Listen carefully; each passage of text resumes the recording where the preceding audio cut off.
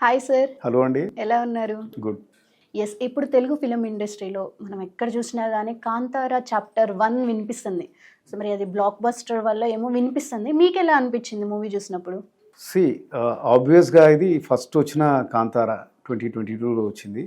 దాంతో కంపేర్ చేయడం సహజం. దానికి ప్రీక్వెల్ అంటే కాంతార సినిమాకి గతంలో జరిగింది ఏంటి అనేది. సో ఆ శివ అనే క్యారెక్టర్ ఎవరైతే ఉంటారో రిషబ్ శెట్టి, వాళ్ళ ఫాదర్ కూడా సేమ్ అలానే ఉంటారు. ఆయన ఒకసారి అడవుల్లో అదృశ్యమవుతారు. సో స్టోరీ అక్కడ మొదలవుతుంది అన్నమాట. ఎందుకు అసలు ఏంటి అని ఒక చిన్న పిల్లోడు పెద్దవాళ్ళని ఆ ఊరు పెద్దలను అడిగితే వాళ్ళు చెప్పే కథతోటే మొదలవుతుంది. సో ఇంతకుముందు అన్నట్టు ఫస్ట్ కాంతార ఏదైతే ఉందో జస్ట్ 16 crores తోటి తీశారు. అది ఐ థింక్ కేజీఎఫ్ తర్వాత true Kannada pan Indian hit. అది 450 crores కలెక్ట్ చేసింది. 16 crores కలెక్టెడ్, 450 crores. దెన్ ఈ సినిమాకి ఒక అడ్వాంటేజ్ ఏమైందంటే దీని స్కేల్ పెద్దదైపోయింది. బికాస్ డబ్బు ఉంది ఇప్పుడు ప్రొడ్యూసర్స్ దగ్గర, అండ్ ఈ సబ్జెక్ట్ ప్రూవన్ హిట్. సో ఈ సినిమాకి 125 crores బడ్జెట్ పెట్టారనమాట. ఓకే. హీరో రెమ్యునరేషన్ కాకుండా ఇది కూడా ఆల్మోస్ట్ 400 crores పైన కలెక్ట్ చేసింది. యెస్. కమర్షియల్గా సక్సెస్ అయ్యింది. పోతే కొద్దిగా డివైడెడ్ టాక్ ఉంది. అంటే కొందరికి నచ్చింది, కొందరికి కాస్త ల్యాగ్ అలా అనిపించింది అనమాట. ఏదేమైనా ఎందుకంటే ఫస్ట్ పార్ట్ తోటి పోల్చుకున్నప్పుడు ఆ ఓహో ఎలిమెంట్స్ అంటే ఆ సర్ప్రైజ్ ఎలిమెంట్స్ అంటే అది డిస్టింక్టివ్ స్టోరీ, సేమ్ అలాంటి స్టోరీ. అంటే ఇది ఎందుకు ఇంత హిట్ అయిందంటే దీంట్లో మూడింటిని చాలా బాగా ప్యాక్ చేశారు. ఏంటది? భక్తి, శక్తి, విధి. వీటిని బాగా ప్యాక్ చేశారు. అంటే ఒక నేటివ్ కథతోటి, ఇప్పుడు ఫోక్లోర్ అంటారు, ఎప్పుడో జరిగిన సంవత్సరాల క్రితం జరిగిన కథతోటి. అంటే ప్రతి ప్రదేశానికి ఒక ఫోక్లోర్ ఉంటుంది. అక్కడి దేవతలు, అక్కడి చరిత్ర, అక్కడి సంఘటనలు, శక్తి and what you call evil ఫోర్సెస్కి అగేన్స్ట్గా జరిగే బ్యాటిల్స్ ప్రతి ప్రాంతంలో కూడా ఉంటాయన్నమాట. ఓకే. సో చరిత్ర, దెన్ పురాణం, వీటిని మేళవించి అద్భుతమైన సినీ సృష్టి, ఆల్ డిపార్ట్మెంట్స్ బాగా పనిచేస్తే అందులో నటనా కౌశల్యం, యాక్టర్ సూపర్బ్గా పర్ఫార్మెన్స్ ఇస్తే, లైక్ రిషబ్ శెట్టి ఆయన పూనకం వచ్చిన వాళ్ళలాగా అంటే ఆ పాత్రలోకి వెళ్ళిపోయాడు. అక్కడ పరకాయ ప్రవేశం చేశాడు. That was a surprise element. అక్కడ లాస్ట్ హాఫ్ అన్ అవర్ అనేది సినిమాని షేక్ చేస్తుంది. అక్కడ కూడా ఒక కంప్లైంట్ ఉంది. ఇది ఫస్ట్ పార్ట్లో ఏంటంటే ఫస్ట్ హాఫ్ అంతా కూడా కాస్త సాగతీతగా అంటే మెల్లమెల్లగా నడుస్తుంది కథ అనమాట. ఏది ఏమైనా కానీ లాస్ట్ 30 minutesలోనే మొత్తం క్యాప్టివేట్ చేస్తారన్నమాట. ఆ భూతకోల క్యారెక్టర్ అండ్ ఆ దేవుడు ఆవహించడం ఇది ఫస్ట్ టైం అనమాట ఆ తెర మీద. సో ఆ సినిమాలో సౌలు ఉండింది ఫస్ట్ పార్ట్లో. ఇక్కడ ఏంటంటే ఫోకస్ అంతా కూడా మ్యాగ్నమ్ ఓపస్ అంటారు. అంటే చాలా పెద్దగా, చాలా విజువల్గా వండర్ఫుల్గా తీయడం అనే దాని మీదనే ఎక్కువ ఫోకస్ వెళ్ళిందా అనేది మనకు అనిపిస్తుంది. విజువల్గా మటుకు ఇది ఎక్సలెంట్ ఫిల్మ్. ఇలాంటి విఎఫ్ఎక్స్ కానీ ఇలాంటి విజువల్స్ కానీ అసలు మనం ఈ మధ్య అయితే చూసుండం. ఒక ఇండియన్ ఫిల్మ్ ఈ లెవెల్లో తీశారంటే పర్టికులర్గా చారియట్ సీన్ ఉంటుంది. ఆ సీన్ ఎందుకు ఉందనేది అది పక్కన పెడితే సీన్ మటుకు ఒక 15 minutes 20 minutes క్యాప్టివేట్ చేస్తుంది.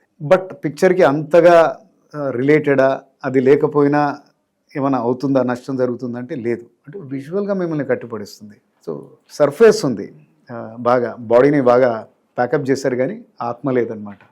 ఓకే. సో ఫస్ట్ హాఫ్ అంతా అలా కాస్త మనకి లాగ్ అనిపిస్తుంది. సో ఈ చారియట్ రథం సీన్ ఏదైతే అలా వెళ్ళిపోతూ ఉంటుందో కట్టలు తెంచుకొని అన్కంట్రోల్డ్, అది ఉన్ను తర్వాత ఇంటర్వెల్ ముందు వచ్చే నైట్ ఫైట్ ఏదైతే ఉంటుందో సీక్వెన్స్, అది అమేజింగ్ అంటే అమేజింగ్గా పిక్చరైజ్ చేశారు. Photography by Aravind Kashyap, amazing. ఆయనకు ఆల్రెడీ టాలీవుడ్ నుంచి కూడా చాలా పిలుపులు వస్తూ ఉన్నాయి. సరే, హీరోయిన్ ఎలా అనిపించింది మీకు? Heroine acting? హీరోయిన్ కూడా వండర్ఫుల్ చేసింది తను. అంటే అంతకుముందు ఆమె చేసిన రోల్కి దీనికి డిఫరెంట్గా ఉంది. ఎట్లా అయితే అనుష్క ఎన్నో సినిమాలు చేసి ఉండొచ్చు, కానీ ఒక అరుంధతి, దెన్ నెక్స్ట్ బాహుబలి ఆమెను డిఫరెంట్ లెవెల్లో పోర్ట్రే చేసింది. సో అంటే దానికి కావాల్సిన వీరరసం అంటే డిఫరెంట్ షేడ్స్ ఉన్నాయి ఇందులో ఒక హీరోయిన్కి. సో స్టోరీ ఎలా అనిపించింది సార్ మీకు? స్టోరీ అంటే ఇక అంటే ఫస్ట్ పార్ట్ చూసిన వాళ్ళకి సర్ప్రైజ్ ఎలిమెంట్ లేదు. అంటే ఇది ఇండిపెండెంట్గా ఈ సినిమా చూసిన వాళ్ళు ఇంకా ఎక్కువ అప్రిషియేట్ చేస్తారు కావచ్చు. ఎందుకంటే ఫస్ట్ పార్ట్ చూశాక మీకు ఎక్స్పెక్టేషన్ చాలా ఎక్కువగా ఉంటుంది. సో అదే కథ, అంటే అదే ఆ ట్రైబల్స్, అందులో బర్మే ఈయన క్యారెక్టర్ రిషబ్ శెట్టి. ఓకే. ఆయన ఒక అదే అడవి జాతి వాళ్ళకి దొరుకుతాడనమాట. ఓకే. ఒక గుహలోనో ఎక్కడో, అంటే ఏదో శక్తులు అవి ఉంటాయి, అలా పేరెంట్స్ ఎవరో కూడా మనకు తెలియదు. సో అదే విలేజ్లో వాళ్ళకు ఉండే కష్టాలు, అంటే వాళ్ళ బతికేదో వాళ్ళు వాళ్ళ జీవనం సాగిస్తూ ఉంటారన్నమాట. పోతే వాళ్ళ పక్కనే ఒక రాజ్యం ఉంటుంది. సో అక్కడ జయరాం పోషించాడు ఆ క్యారెక్టర్, రాజశేఖర్ అని. అది బాంగ్రా రాజ్యం అని అంటారు. అయితే ఈ జయరాం వాళ్ళ ఫాదర్ అంతకుముందు వీళ్ళ అడవిలోకి వెళ్ళి ఏదో వాళ్ళ అడవిని ఆక్రమించుకుందామని, బికాజ్ అక్కడ స్పైసెస్ అవి దొరుకుతాయి. ఆ ప్రయత్నంలో ఏంటంటే మళ్ళీ ఆ శక్తులు వీళ్ళని ప్రొటెక్ట్ చేసే అతీత శక్తులు ఏవైతే ఉంటాయో ఈయనను చంపేస్తాయి అన్నమాట. సో అది గుండెలో పెట్టుకుని, అంటే మనసులో ఎక్కడో పెట్టుకుంటాడు.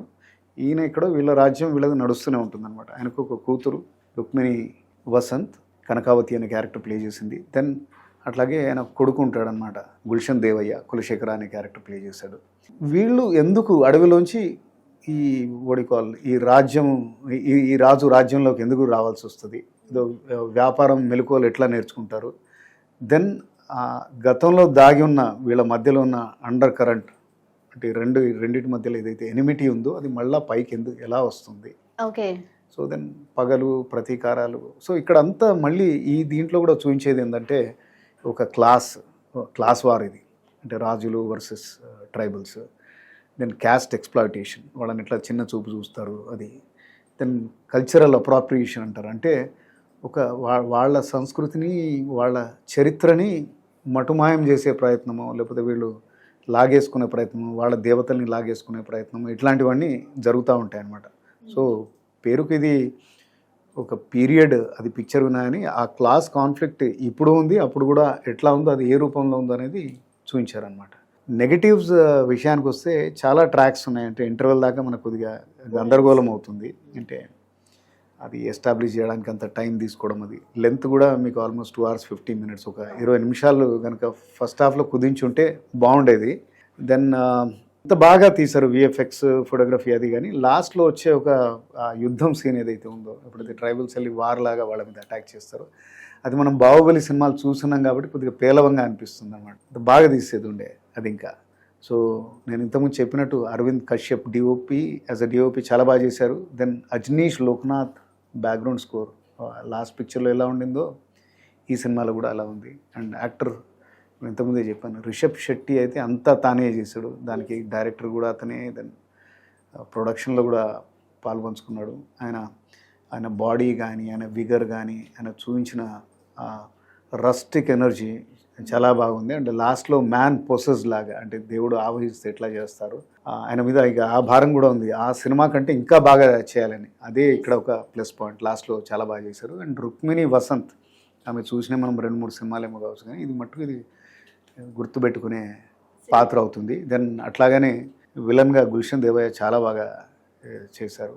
ఈ సినిమా విజువల్గా అందరినీ కట్టుపడేసింది కాబట్టి లాంగ్వేజ్ భేదం లేకుండా హిందీలో, కన్నడలో, తెలుగులో, అన్ని లాంగ్వేజ్లో సూపర్ హిట్ అయింది. ఎస్. యాజ్ ఏ మూవీ అనలిస్ట్గా మీరు చెప్పండి, అవుట్ ఆఫ్ 5 ఎంత రేటింగ్ ఇవ్వచ్చు ఈ మూవీకి? అరౌండ్ 3.5 ఇవ్వచ్చు అండి. 3.5. ఓకే. ఎందుకంటే అది అంటే సినిమాలో చాలా డిపార్ట్మెంట్స్ బాగా పనిచేసాయి. అంటే it is pleasing to the I.